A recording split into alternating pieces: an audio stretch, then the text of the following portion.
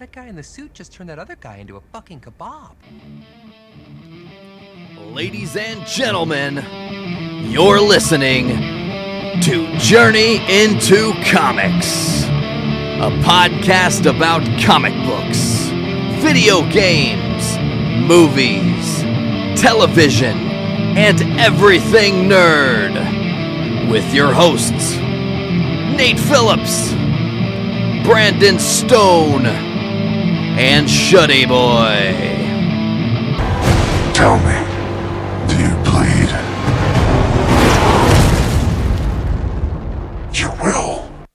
Hey everybody, welcome. It is another episode of hopefully your favorite podcast. If you're listening to us, thank you for listening to us, but hopefully we're your favorite podcast. If not, well, no hard feelings, I guess we'll never know.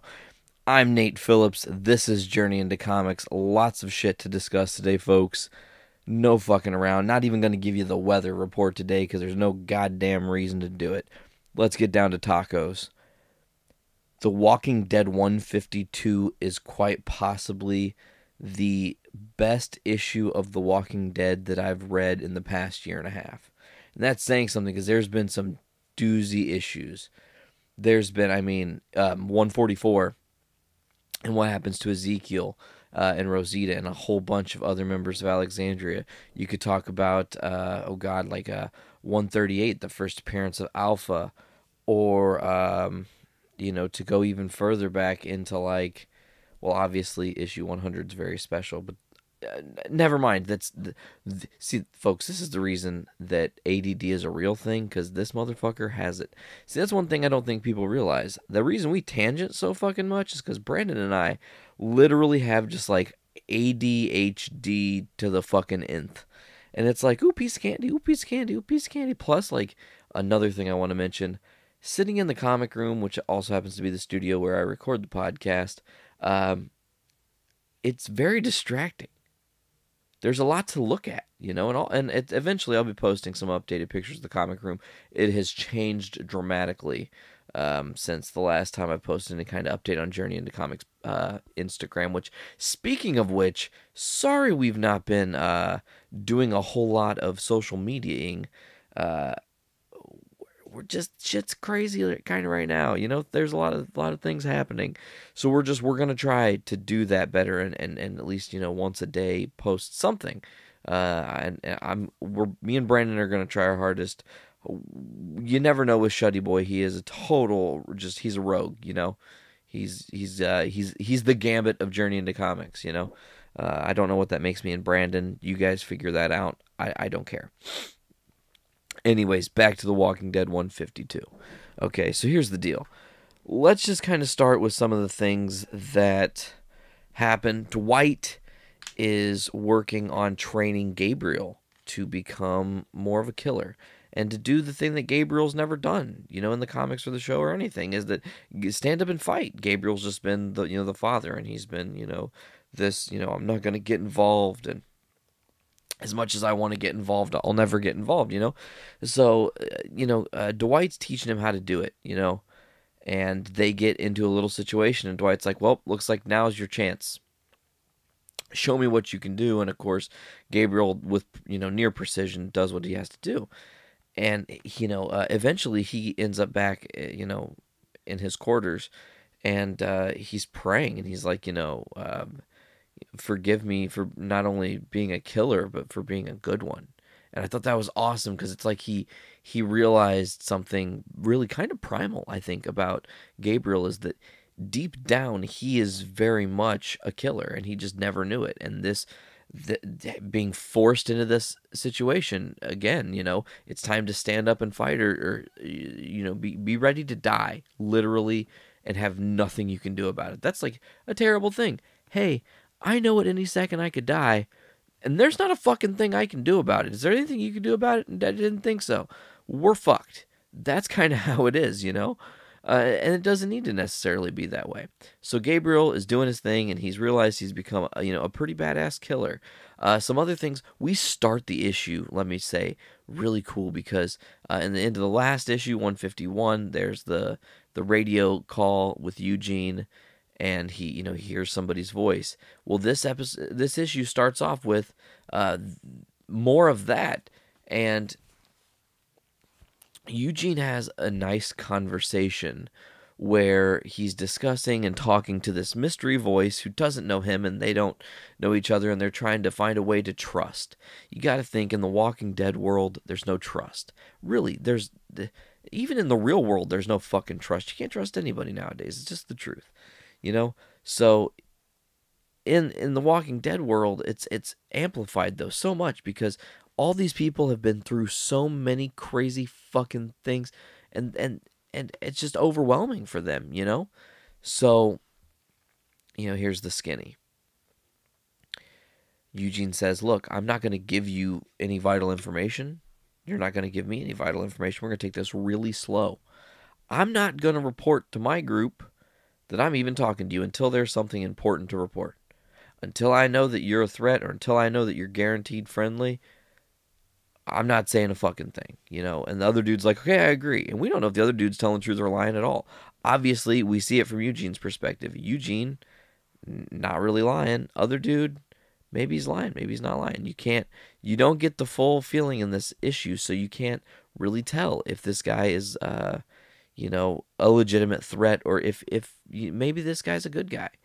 I think we're so quick to believe in The Walking Dead because of, do you think about it? Governor Negan, the hunters, the survivors, the saviors, God, all the different groups, all the different factions, all the different big bads, Alpha, the Whisperers, Ezekiel, and the Kingdom, all these different places. You're more times than not led to assume that when someone is introduced in the manner of which this new guy on the radio is being introduced, he's probably not a good guy, and you just have to go, well, gonna have to wait and see. So with that part of the issue, I was excited again for more conversation. The world gets larger and larger. I had to take a drink of my tasty water, refuel my mouth, so I can continue to speak to you folks clearly and concisely. So let's continue on. What's the big thing that almost everybody thought was going to happen several issues ago? It obviously didn't happen. A lot of people wanted it to happen right on the other side of the time jump. It didn't happen. Okay, let's talk about that for a minute. Time jump. Walking Dead 127. Walking Dead 127 was the end of the Negan saga as we knew him as the Reign of Terror that had controlled Alexandria, how he did. Rick outsmarting him, not killing him, but lightly slicing his throat and imprisoning him. So, what's something we've just wanted and everybody's been like, oh my God, make it happen, please. We want to see this happen. It would be so great if this happened. Hurry up and make this happen. Well, it would be that Negan gets released. He's freed, right? So what happens in issue 152? Spoiler alert. Let's talk about that for a minute. Let's do a little build up. Rick is, doing his thing, and he's pissed some people off, and he's done some shit now. Older Rick, wiser Rick, has had to kind of harden the fuck up and decide, okay, well, the shit's on my shoulders at this point. There's no other choice I have. I literally just am going to have to fucking do what I've got to do. And there's nothing that can stop me. This is the path that I've chosen as Rick Grimes. I've got to take command of these people and maybe not tell the truth and maybe kind of do a little bit of what Negan said, but really believe it in myself, So here's the beautiful, dark, twisted, thing that happens is Rick killed a guy. And that guy had a family because, well, of course he did. And one of those guys' kids just, he's not really fond of Rick Grimes right now. And he tells Rick Grimes, I'm going to fucking kill you. I don't know how I'm going to do it, but I'm going to come up with a way, and I'm going to kill you, and it's on. It's on to the fucking break of dawn. I'm gonna get you, Rick Grimes. I'm gonna pay you back. It's very weird because it's kind of mirroring again how the comics and the show is doing two different storylines totally. Obviously, the stuff that happened with Sam's brother's name, who I never get, Ron. I think it was Ron. Sam's brother Ron, trying to kill Rick Grimes in the TV show and shooting Carl, and then Michonne, kebabbing the fuck out of Ron, in the show. So here, in the comics, we've got another kid threatening Rick Grimes, and you're just thinking, man, don't fuck with this guy. Like, I know you're mad, I know you want to get vengeance on him, but don't fuck with Rick Grimes. Like, I don't think you know who you're dealing with, So, in all of this, what comes to pass? Well, Rick is away with attending other business, okay? Brandon, who is the son of the guy that Rick killed, Brandon, decides, fuck it, I got a perfect way to get Rick Grimes. I know exactly how to stop Rick Grimes. So he went and freed Negan. Straight up, I guess you're led to assume that he did that because he has a conversation with Negan. Negan says, why the fuck would you want to help me? Do you know who the fuck you're dealing with? Do you know who the fuck Rick Grimes is? This is a stupid idea. And he's like, no. A bunch of people are, they're heading back to the hilltop, and people are just roaming out, and we could just fucking blend like motherfuckers who've never blended before, and no one will know the wiser. You'll be free to do whatever the fuck you want to do. And Negan says, I'll consider it. And then the final panel, we see Rick Grimes coming upon the cage that had Negan once housed. And it's literally been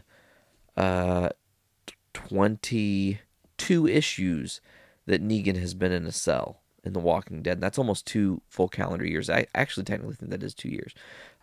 Speaking of 2 years and time, interesting enough that I would bring that up.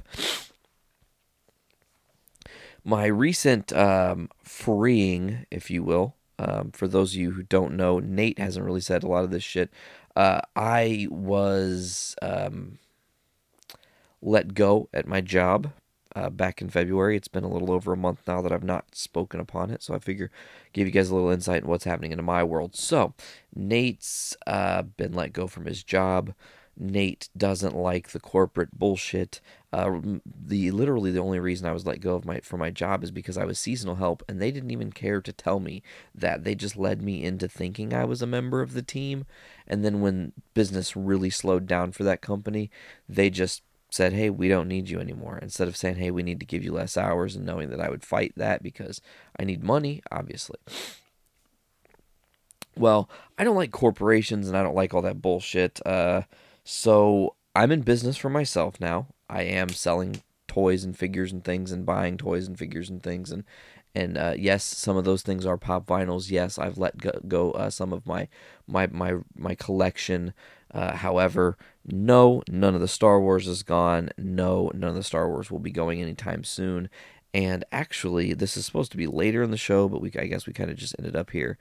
I'm one away, folks, from having all of the single boxed pops in the line, numerically 1 through 91, with the exception of there is no number 69, 70, or 71. I feel like those are going to be this year's San Diego Comic-Con exclusives. We'll see if that's actually the case. My thought would be, yeah, that's going to be the case. So anyways, maybe it'll be like General Snoke or something. I don't know. Whatever. Doesn't matter. Anyways, so I'm in this for myself now, which has given me time to be in my home and time to take care of myself. Which one thing, people, let me tell you something, corporations, and not just corporations, but bosses in general, because I've worked for, one singular business owner who was the only person I worked with, and been, in a much more mentally damning state. But people, bosses and stuff, they will mentally prey on you if they're not good people. And that's just a thing that you're going to find in this world. It's just a reality in all of this, is that there are not good people out there. So why am I saying this? Well, I've had time to organize, clean, straighten up, and just change the flow of my world, And in that, I realized that I haven't been taking care of me. And I'm on the mend to take care of me first. and foremost. And that's, something that I promised myself a long motherfucking time ago that I would do, and I didn't. And I just kept forgetting about me. And that's an easy thing to do, being a person who this is not being fucking braggadocious, because that's not who I am as a person either. But let me just say, if there's an opportunity to help someone, I love helping people. I love being there for people. I love supporting people, or trying to go the extra mile for people, because it's just, if you pay it forward in this world, at some point, the world will give back to you. I've seen it. I've seen crazy things happen in that regard, and some people call that karma, and that is real, But anyways, in all of this, the point I was trying to make about having time and adjusting the house, and being a chance to reflect on who I am and what I like in this world, what I want to be and who I want to be, and all these things, I realized I'd been neglecting one thing that really started all of this. I mean, what's the name of the podcast? Journey into Comics, without comics. So, and comic books, by the way, because sometimes I always wonder, like, do people like skip us because they think we're about comedians, and they never see that we have any comedians on, so they're like, oh, these guys are fucking low time, Anyways, literally, it had been one whole year. It's been one whole year until yesterday. Okay. Or until Friday. So, 2 days ago. I shouldn't say Friday, because you guys don't have a concept of the day. And if today's Friday, you guys are like, well, how the fuck is this even possible? You might not be listening to this on a Monday. And if you're listening to this on a Monday, or a Friday, or Wednesday, or Tuesday, good, because at least you're listening. So here's the point. 1 year, I neglected bagging and boarding and putting away any of the comics in my collection. I had accumulated stuff, various things. I've literally cut out, I only read 3 books officially. I misquoted, I said 2. The answer is actually 3. Here are the titles I read, folks, in alphabetical order. And you could actually even say they're in alphabetical order, because they're not only in alphabetical order just by how they are, but they're also in alphabetical order by company that they are written by or published by. So it's Batman. I read Batman. I like Batman. Batman's good. Scott Snyder and Greg Capullo are about to be ixnay on the Atman Bay. Don't know why I'm speaking in big Latin. Doesn't fucking matter. That is not the title of today's show, by the way. Today's show is not titled Doesn't Fucking Matter. If you've clicked on this and you're listening, most likely you've downloaded it. Thank you. You can get that on iTunes, or, Podbean does have an app now. But, hey, the episode title is called A Case for Supergirl. We're getting to that later. Maybe that's going to throw some people off, but I've got some stuff to say about that. And I just wanted to say that that's where the episode title came from, is that. Because I'm random as fuck, and I don't care. Today is an I don't care day. And I love it. It's just, this is very freeing to be on a podcast where I can say and do whatever the fuck I want. You, as my listener, is listening, and you're hopefully getting a laugh out of my crazy, just random bullshittedness. Or maybe you're just laughing because I have a funny fucking voice. I don't know. I don't really care. So, anyways, I bagged and boarded all the comics. I put all the comics away. I organized all the comics. I've redone the whole comic room. I redid the front room. I redid the bedroom. I redid the lobby. I've redone the studio. Like, we've just been on a fucking tear. But I digress. I want to get back to The Walking Dead, as my tangent has just ended. But that also covered one of the topics I wanted to speak on later. So it's kind of a win-win. Let's talk Walking Dead TV. Just a few quick little things. We go to the hilltop finally. That's fucking cool. We get some stuff straight out of Walking Dead 96. We're inching ever so close. I feel like this week, tonight, for my time, which is Sunday, but it might not be Sunday for you, but the most recent Walking Dead that comes out, I feel like Negan is going to make his first appearance in this episode coming up. I don't think they're going to wait to the finale. I think they're going to bring him in a lot sooner and really fucking shake shit up out of nowhere. Maybe that doesn't mean that we get the epic character death as Negan's first official appearance in the comics did, because obviously the comics and the show are a little bit different. They're going to want to obviously develop this big bad a little bit more on TV, because with a comic book readers, they get left with this huge cliffhanger, and one of their favorite characters dies. They're excited to read the next issue. It's only a week away. If you bring Negan to the finale, kill off one of your major characters, Glenn or Daryl, and then cliffhanger that, some people are going to stop watching The Walking Dead. Like, legitimately, they're not going to even give it a chance. If you build the story of Negan a little bit, just give it a little bit more backstory on the television side of things, and then do the major character moment that I was speaking on, then you set this dynamic up that really, I think, is going to make for really not only interesting TV, but just really, really, really, really exciting things to come in The Walking Dead. As we, again, see, now it's like, for years, anybody who's been a part of Journey into Comics that likes The Walking Dead has clamored on, when's Negan showing up, when's Negan showing up, when's Negan showing up. And guess what? That time is pretty much fucking upon us. It could be as soon as tonight, as late as the finale of this season that we're currently in, which only has a few episodes left. I think it's got like 3 or 4 episodes left, or 4 or 5, 3 or 4 or 5 episodes left, right? What do we look forward to next? What's the next thing that we look forward to? Well, for me, season 7 would be a lot of the Rick trying to figure what the fuck to do with Negan out thing, and the setup in the first half of season 7, in my opinion, is going to be the building to all-out war. And then the second half of season 7 will literally be the all-out war storyline in its glory. Lots to do, big finish there, and then hopefully we will see the time jump maybe into series 8. Series 8 being the time jump. You can do, slow character building there, starting to learn about what the Whisperers are.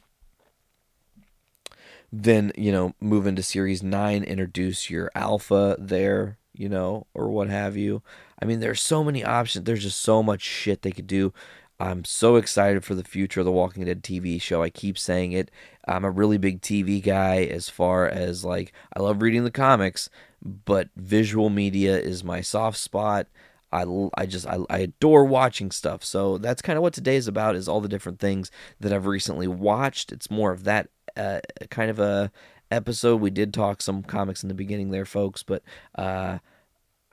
I don't know how many people read the comics I'm reading, so it's difficult. I've just got to report the news that's, put in front of me. And back to weather. Anyways, so let's talk about Carl. I think Carl in the Walking Dead show is becoming a little more heroic, maybe a little bit darker, maybe a little evil, almost. And that's something that's, again, right from the comics. He has this kind of dark, mean streak, evil streak thing going on. But I'm really hoping, and I'm sorry I make those loud, disgusting noises. I'm just talking really, really, really fast about a lot of information, so I get myself a little, overwhelmed. Anyways, Carl becoming this dark, heroic character, very much akin to what's in the comics. He has a journey to take, and I can't wait to see that journey flesh out, because, there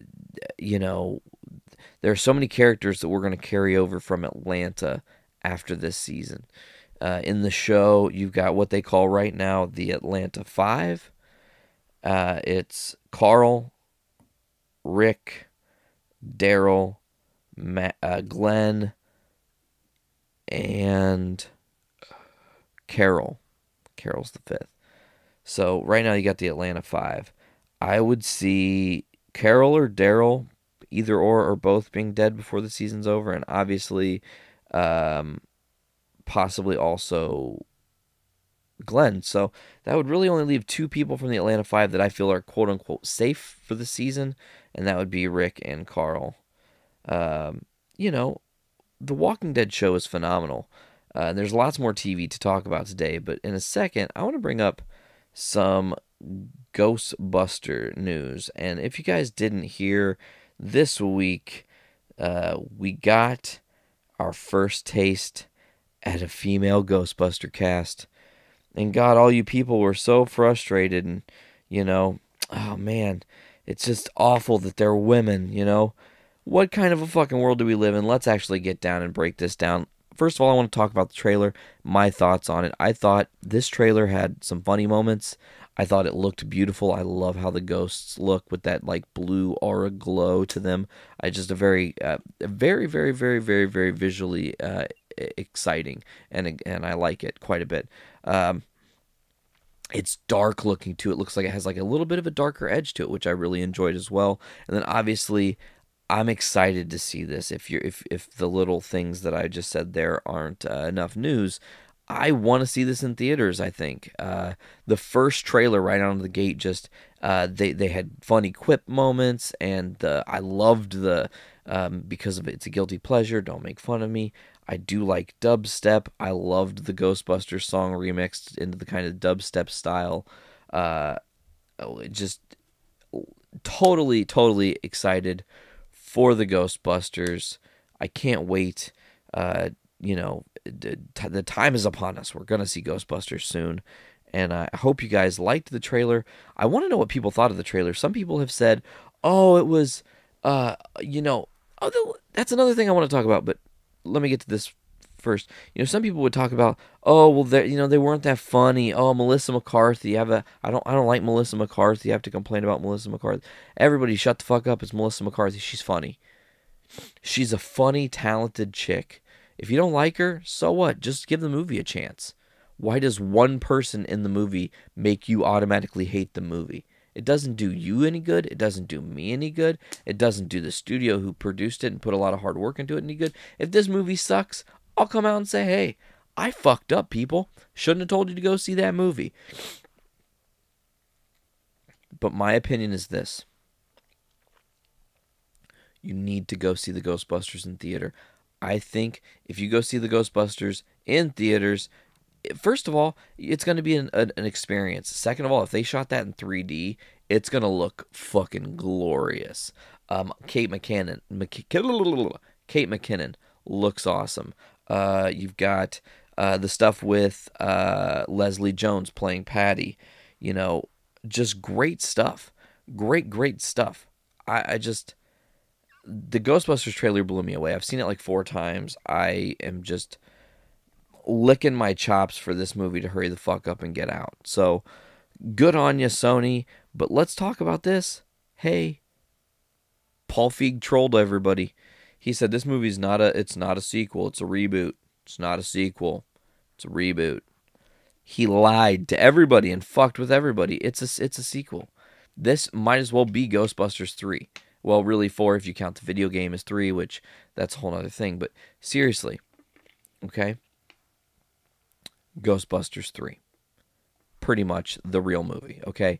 These girls grew up in New York where there were Ghostbusters and there were ghosts. And that's the universe that they live in, okay?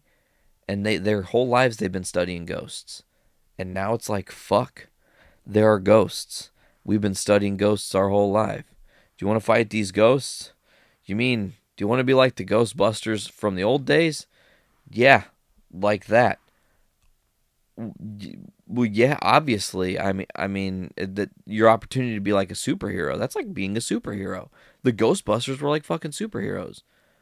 I mean, you know what I'm saying? There's no Dana, only Zool. You know what I'm saying? There is no Dana, there's only Zool, But anyways, of course they say yes and they want to do that, and then they go fucking fight the bad ghosts. And it's the movie. I think that's the only thing that kind of worried me a little bit was the scale. Some of these things are fucking gigantic. I mean, then they've got big, huge, gigantic, mungous things. Interested in seeing all the different cameos and stuff. You didn't obviously see any of the original Ghostbusters that are still living, or any of the people that have guaranteed to make cameo appearances in this trailer, which is fine. Keep them a surprise. I don't want to have any clues as to what they're doing in that universe now that they're older. I want it to be a complete and utter surprise.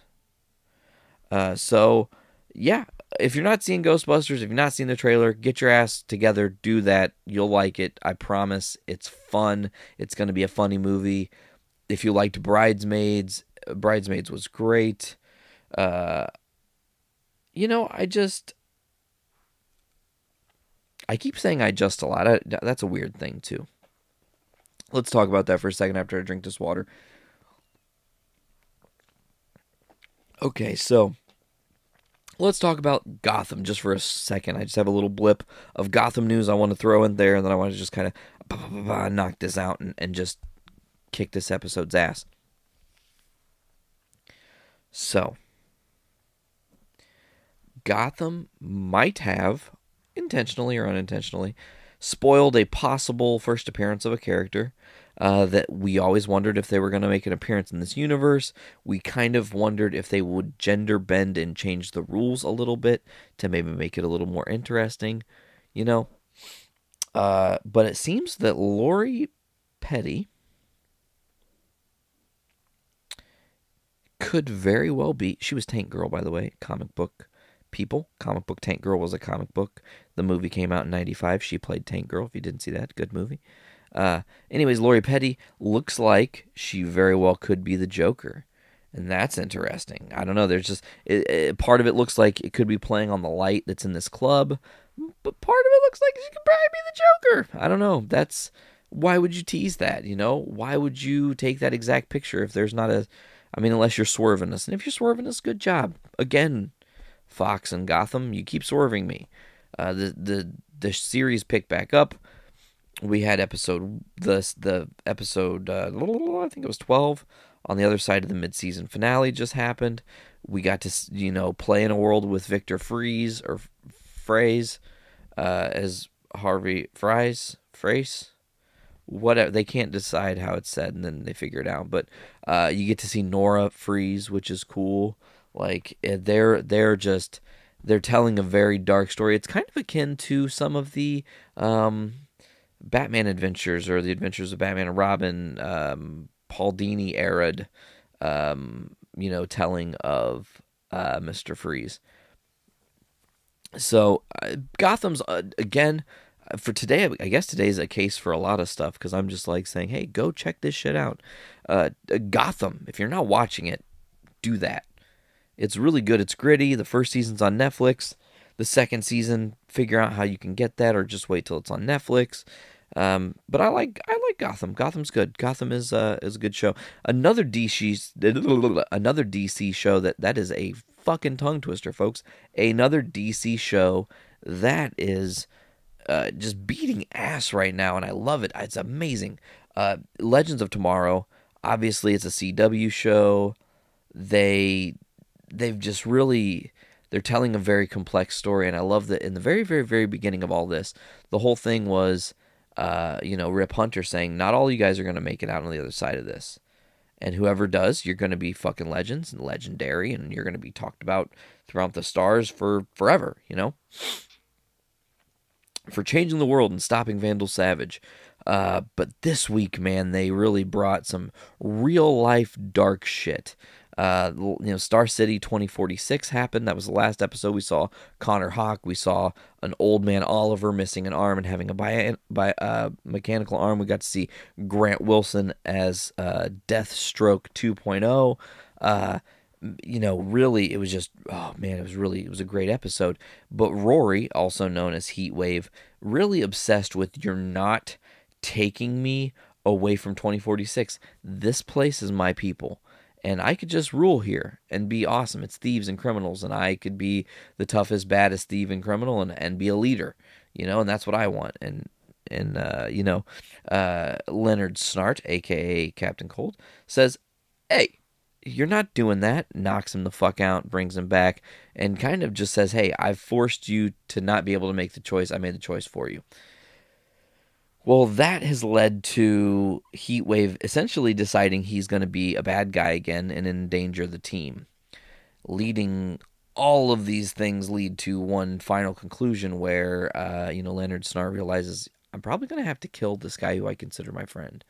And he reminisces, the first time he ever met Rory and Juvie, and it's personal. This guy is his brother. They've been partners in crime. It's Captain Cold and Heatwave there.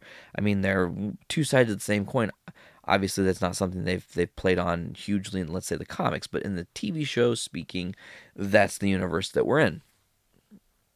And Leonard realizes, I've only got one option. I've got to kill my best friend or freeze him or do something. And the episode Marooned ends on this cliffhanger of you're not really sure. He shoots Rory with the cold gun, but you don't see the result. Maybe he only freezes him for a second and says, hey, listen, you straighten the fuck up and come with us, or I'm leaving your ass here, and this is the worst of the worst. You're really fucked. They can't take him because they realize also you can't take him back to 2016 because 2016 they can't defend their families right now because they're not there, obviously. It's a really, the show's so timey-wimey. I love it so much. I'm really, again, if you're not watching Legends of Tomorrow or The Flash or Arrow or Supergirl or Gotham, really DC is on point with their television. Let me say that. DC on point with their TV. That should be their slogan or something. Maybe they should hire me to do that. It doesn't matter. Anyways, right now I want to kind of end the episode here and discuss Supergirl. Most of you aren't watching Supergirl, and that bothers me. Now, I'm not going to pretend that when I saw the pilot episode, when it leaked, I'm not going to pretend that I was like, oh, jolly good fun. This was a great episode, and I'm really sold on this character, Kara Zor-El, Kara Danvers, So, the first episode happens, and I was left with this, like, man, they're really driving it home that she's a girl. And I don't care that much that she's a girl. I just want to see her be badass and like Superman-esque, because that gets us closer to some form of like Justice League of America, Legion of Superheroes, Flight Ring, by the way, on Supergirl. We'll talk about that in a minute. All these things, I want to see the Supergirl character really develop and flourish and be great. It will be great for TV. It will be great for Arrow and the Flash if Supergirl does well, because the same writers are doing it. And if that stuff's all simpatico, then guess what? That means everything's going to be awesome. And then that's just how things fly. I watched the pilot. I'm not sold. But Sarah is not sold. And there's something she just really can't get over is, man, they really overly drive home that she's a woman. And I don't like it. Like, why does that matter? It shouldn't fucking matter that much. And it kind of ate at me. And I was like, okay. So when it was announced a few weeks ago, hey, everybody, just letting you know, Flash is coming to Supergirl. Okay? Be ready, because the Flash is going to be on Supergirl. So I was like, oh, well, fuck. I love The Flash. I love Barry Allen. I love that story that they're telling on the CW. This is the thing I wanted to have happen. If I don't watch Supergirl, I'm a fucking hypocrite. And that's something I'm not. So I sat my ass down. I watched all of Supergirl over the course of 2 days, shockingly enough. The second day was the day I found out I lost my job. So it just so happened I had some free time on my hands I didn't really know what to do with. So I just finished Supergirl. Excellent show. Supergirl, it has really good acting. I will say it's B+ acting, but what can you expect? It is a CBS show. No offense, CBS, but it is, it drawn for kind of that audience, people that constantly watch CBS programming. But yeah, okay, so yeah, it's got, good acting. The writing is super smart, though. It's very interconnected. There's deep, heavy webs. They're tying a bunch of tightly wound little strings together to make this huge arcing story of webbedness that's crossing into the Arrow and the Flash verse, and that's, maybe someday it'll cross over into Legends of Tomorrow. Maybe we'll get Constantine again. There's all these different avenues and venues that can be utilized now on TV.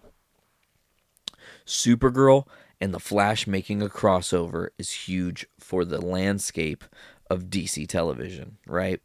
Then, Flash obviously gets a little teaser and has Supergirl in the tunnel.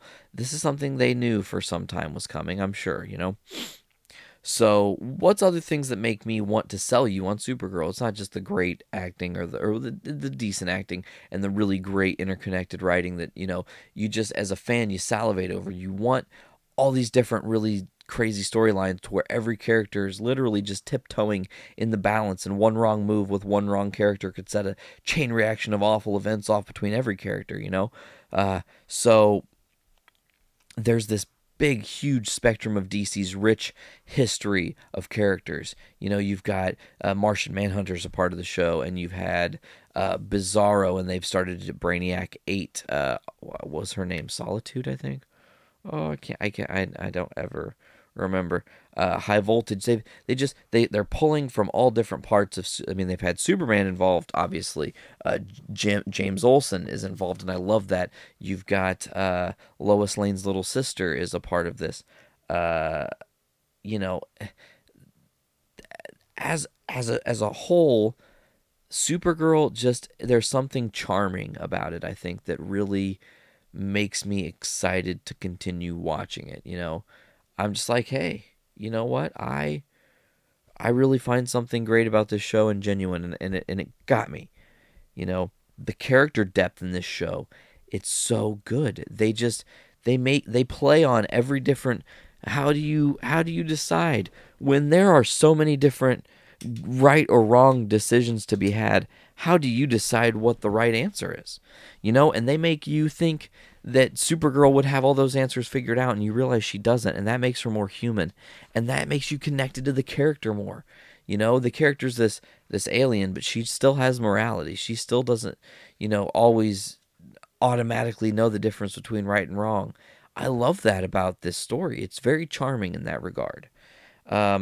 Obviously, the Flash crossover coming makes you excited for the show, because again, hey, if he shows up on Supergirl, if the Flash shows up on the Supergirl, and it's great, you best be goddamn right Supergirl will end up in Central City. I don't know how, but it's going to happen. And I think I know what's going to happen, and I think I know how they're going to start tying things together with this. I think somehow the Legion of Superhero Flight Rings is going to allow for interdimensional travel, and that's how we're going to end up getting a Legion of Superheroes miniseries, probably in like 2 or 3 seasons. So that's really great, because it's just building. We're closer and closer and closer to this huge, huge world of superheroes. I mean, think about it. 10 years ago, we had Smallville. And Smallville, I haven't watched it yet, so I can't really comment on. But Smallville, it was good for the time, but it didn't hold up. These shows, Flash and Arrow, they withstand the test of time. I guarantee it. There's nothing old about them. Honestly, it's crazy because of how fast-paced and big the seasons are. You kind of forget things that happen in prior seasons. So back to Supergirl, and why that matters to what I was just saying is that she's a part of that world too. She's going to have huge, great arcing stories. They're going to dive deeper and deeper and deeper, and we're going to get all kinds of different awesome baddies from the DCU to show up on Supergirl. Who knows? You might have characters from the Flash who are bad guys showing up, giving Supergirl problems. You don't know what they're capable of. And if you don't give them a chance to show you what they want to do with this world, and don't give Supergirl a chance, then you're selling the Flash short, as well as Arrow, as well as Legends of Tomorrow, as well as Supergirl itself, as well as Gotham, as well as any of these shows that are actually really ahead of the curve. You'd think that with having, God, what did I just list? Like 5 or 6 different DC comic book TV shows. Arrow, Flash, Supergirl, Legends, and Gotham. Yeah, that's 5. 5 different shows. You would think that it would be so muddled and you would have no continuity. And granted, Gotham, as of right now, is not a part of the Flash universe. Multiverse makes it possible, though, so that's exciting. That being said, the other universes being so interconnected, and there's so many little wires, now Supergirl automatically has a better chance of having some involvement with any of the Legends of Tomorrow. Automatically. You know what I'm saying? That's huge. And DC's doing a great job at juggling all these different things. They're going, okay, well, we've got to throw this one up. We've got to throw this one up. Okay, this one's up. This one's up. Okay, go, go, go. They're like juggling like 20 million different things. Really, it's only 5 shows, but I digress. Their, overall approach to DC TV and saying, hey, we know a couple guys who really could, if given the free reign, could own and make really creative stuff because they really love it. They love these characters. Give them that chance, and they did. And that's why we're in this universe that we're in now, where we have all these awesome TV shows and movies and comic books and toys and video games. Like, it's now is the greatest time ever to be a nerd, because not only is it the nerddom is easily accessed, it's fucking cool to be a nerd again. Like, or well, again, I guess that is the most ass backwards thing I've ever said, but it's cool to be a nerd. It's cool to be nerdy. It's acceptable to be a nerdy person. Nerdy people are fucking smart people, hopefully. I'm probably not the smartest, but again, I digress. Anyways, folks, if you're not watching Supergirl, just do it for me. If I didn't tell you now, I'm telling you, they're going places with this show. For Christ's sakes, this show moved me to literal tears. The Flash and Arrow have done that pretty consistently. Just the great writing, and there are some real gut punch moments, and you're just like, oh, and like anytime Barry has any interaction with his mother, I weep like a little whiny girl. Or any time that there's these big shocking good moments. The good moments always get me when there's a sense of like, hey, that's the world I want to be a part of, where good always will triumph, or where good can triumph, So, with what happened on Supergirl, okay, let me preface this. Astra, who's Supergirl's aunt, Supergirl's mother's sister, who's also Kryptonian, comes to Earth with Non, and they have a plan, and they're gonna interact. They're gonna do this plan, and there's a battle, and Astra puts somebody in danger. I'm trying to stay as vague as possible. Astra puts somebody in danger, and Kara's sister takes out Astra with a kryptonite sword, essentially. And Supergirl's not there to see this. And so when Supergirl finds her aunt dying, they're laying dying, Martian Manhunter, John Johns, Hank Henshaw, however you want to call him, says, hey, tell her that I did this, not you. Because she'll never forgive you, her sister, for killing her aunt. It's okay if she doesn't forgive me. I'm just a dude, an alien dude, Hank Henshaw. So there's been this secret kept the whole time from Kara. And the whole time the secret's being kept from her, it's getting, in my opinion, it's getting tougher and tougher to kind of hold the burden and the lie, because Kara just,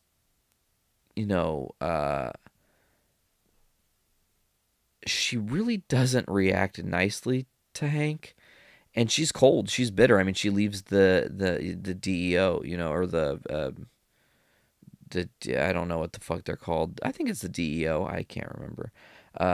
So Alex has got this burden, and Supergirl kind of has to end up helping the DEO to stop some bad shit from going down.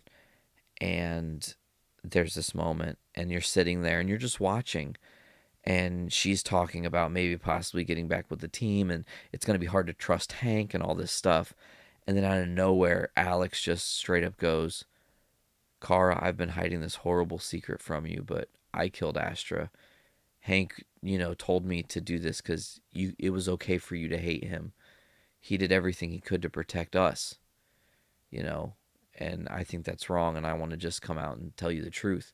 It's like, man, moments like that, like, oh, God, they're just so epic. So you just get overwhelmed with this grief and this sadness to feel what this character is feeling and what they're going through, and it's just, it's heart stopping. And it's overwhelming, you know. And that's what TV should be about, taking you into these moments that make you feel a sense of something greater than yourself.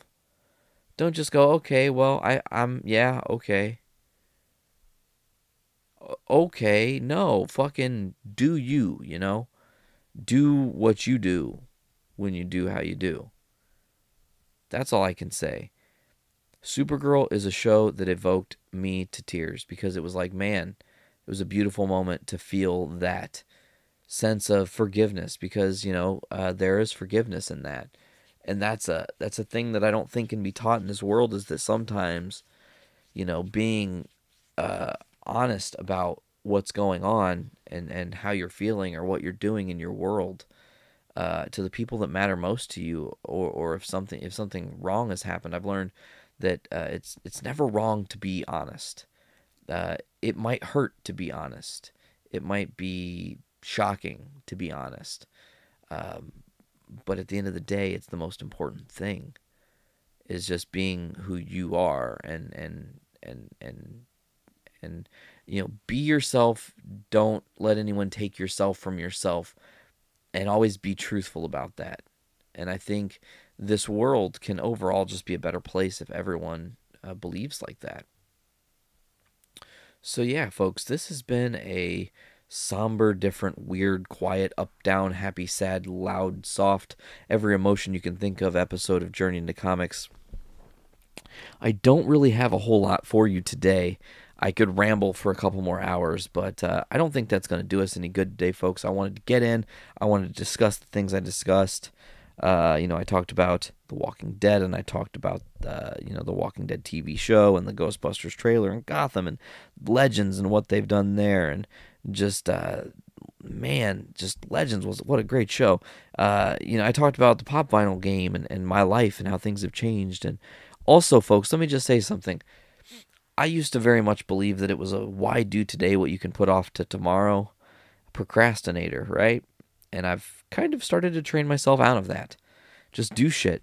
Just constantly do shit till you can't do shit no more. Do every fucking thing you can in the course of a couple days, and then just do light maintaining. I know it's hard to clean a house. I know it's hard to fucking maintain doing laundry and doing dishes and fucking vacuuming at home and fucking making sure your toilets are clean and making sure your fucking showers are chill and, you know, making sure your house looks nice and is presentable to people, and, you know, making sure your house is hospitable and has room to fit the people and accommodate the people that you want to have over and visit. You know, just your abode, have pride in that. And I think that is a basic thing that we lose when we get wrapped up in the always doing what's required in the workplace, you know, is that, oh, see, I can't even log in and use buttons. See how sad that is? I was going to use button, like, Fatality. oh, I love it. But, you know, you forget when you have a boss that always rides your ass, or you've got people that are always constantly causing your life stress. You forget to take care of number one. You forget to take care of yourself. And I think in that comes making sure your house looks nice, making sure you care about your surroundings, care about them enough to know that, hey, you know, being meticulous and having ADD but also having OCD makes cleaning for me very hard. I'll start vacuuming the house, and the next thing you know, I'm in the middle of dishes, and I've only vacuumed 2 rooms in the house, but I vacuumed the bedroom was where I started, and then I moved to the hallway, and then I moved to the living room, and when I got in the living room, I looked, and I saw there were dishes, and I was like, shit, I better get those dishes done. So I started doing the dishes, and in the middle of the dishes, I was like, fuck, while I'm doing the dishes, I could also probably get a load of laundry in. So I start the laundry, and then I'm doing the dishes, and then I'm like, okay, well, I finished the dishes, I got to move the laundry the laundry to the dryer, and then laundry, put a new load in the wash, and then start all those, and then, oh, better finish on my vacuum. Okay, my vacuuming's done now. Okay, do a little reorganization. Okay, got to dust a little bit. Got to clean some glass. You know, whatever. Take pride in your home. Take pride in yourself, Care about yourself again. That's something I'm trying to tell you people. In this world, it is very easy to forget who is the most important person, unless you've got children, unless you've got a family. But take care of number one first, and then take care of your family, and make sure everyone is loved. It's the most powerful thing I can tell you. Money waxes and wanes, man. It's going to come and go. That's a real thing. I could win fucking lottery tomorrow and blow through half that in 10 minutes. You never know. Or I could sit on it for 20 years, never spend a penny. Money is the root of all evil, and love is not evil. So just love everyone. Be the best you can to everyone, but be the best to yourself, most importantly. If you take anything away from today's podcast, folks, not a lot of times do I do these NateCasts anymore, and I want to kind of get back into doing those and making sure Brando has BrandoCast. I really want that motherfucker Shuddy, have a fucking podcast where you talk by yourself. It's not that hard. You just ramble. It's great. It's a place to just kind of speak whatever the fuck you want to speak. And you know what the beautiful thing is, folks? I'm sorry, this is just the truth. No one can stop me. I'm going to speak whatever I want to speak. So anyways, folks, in closing, I just want to say, I've got balls of steel. Fact, I do in fact have balls of steel. And, I also like turtles. I also like turtles. This is just, I'm having fun with some of the buttons. Then here's the fun thing, folks. Because it's my show, I have the opportunity to just fuck around and not care and not be super professional. I don't want to take myself so seriously that I can't just goof around, but I also want you guys to know that, it's just things are... I just want you guys to know that I come on here to ramble and have a good time because I'm trying to entertain you folks. I don't want your lives to be boring, but I don't want you guys to listen to Journey into Comics and be like, man, all they do is talk about the facts and just spout numbers and stuff and don't get personal. I want you guys to know that, man, here's the deal. This is how real I am about Journey into Comics. You got a question, you message me directly.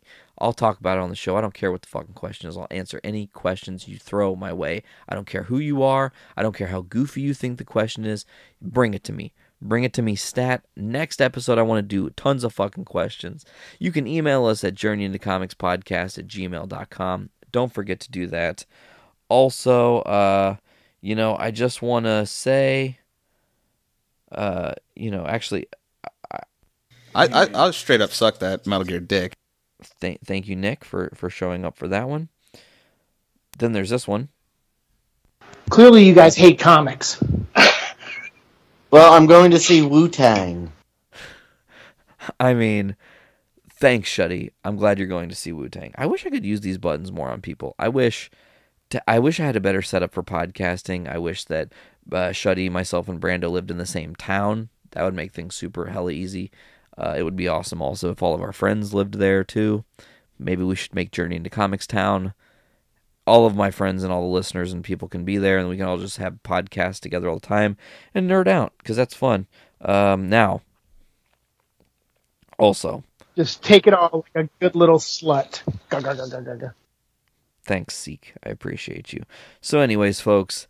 this was an episode of Journey into Comics. We're inching ever closer to 100. I'm scared and terrified and excited all at once. I feel that when that happens, we'll have some sort of crazy thing to do or event, but we have no official news yet. I'm really trying to get some official news on this because there's something we've been invited to do, and I'm hoping we can just show up, do a fucking awesome-ass podcast for a crowd of people, discuss collecting... the real world of being a collector and what that can mean for the how to just be the best collector you can be. I don't know what the fuck we'll do, but there's opportunity for us to do something huge. I want us to seize the day. It's one of those things, like, we got like one major shot to do something huge for our 100th, and I want to just have that happen and then move on to 101. And then hopefully get 2, 3, 4, 5, and 6, and 7, and 800, and 900, and maybe 1,000 episodes of Journey into Comics. God, that'd be a long time. That'd be like 20 years of podcasting. But I'd do it for every motherfucking one of you, because I love podcasting. I love talking about nerdy shit. Who knows where we'll be in 20 years. I hope by the end of this year, by the way, that I end up in motherfucking LA. And that's something that could happen. Let's just see. So anyways, folks, My name's Nate. This is Journey into Comics. And I just Decoy out. Thanks, Nick, for interrupting me. The buttons just don't work how I like them to. I want them to, as soon as I press them, to play, and then they don't. So now we're gonna try that again. Okay, folks, I'll end